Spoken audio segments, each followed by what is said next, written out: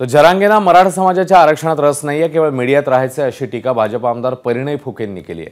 सरकारला गुडघे टेकायला लावू असं म्हणणाऱ्या जरांगेंना त्यांना प्रत्युत्तर दिलेलं आहे। स्वतःची महत्त्वाकांक्षा पूर्ण करण्यासाठीच ते उपोषण करतायत अशी टीकाही त्यांनी केली आहे। राज्यातला सगळा त्यांच्या पक्षाचा सगळा मराठा समाज म्हणणारे देवेंद्र फडणवीस तो जाणून बुजून देत नाही।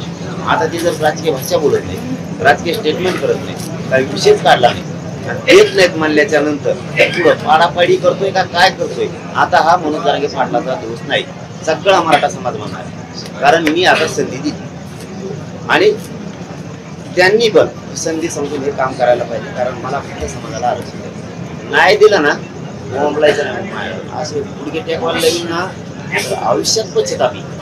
जरांगेजींचा अहंकार बोलताय आणि त्यांनी आता या इतक्या अहंकारी भाषा वापरली नाही पाहिजे। जरांगेजींना आरक्षण नको, काहीतरी मुद्दे म्हणून न्यूज चॅनलवरती आणि सगळ्याच्या मीडियामध्ये त्यांना नेहमी सक्रिय राहायचं आहे असं मला या सगळ्या त्यांच्या जे ते वागतात त्या याच्यावरून वाटतंय।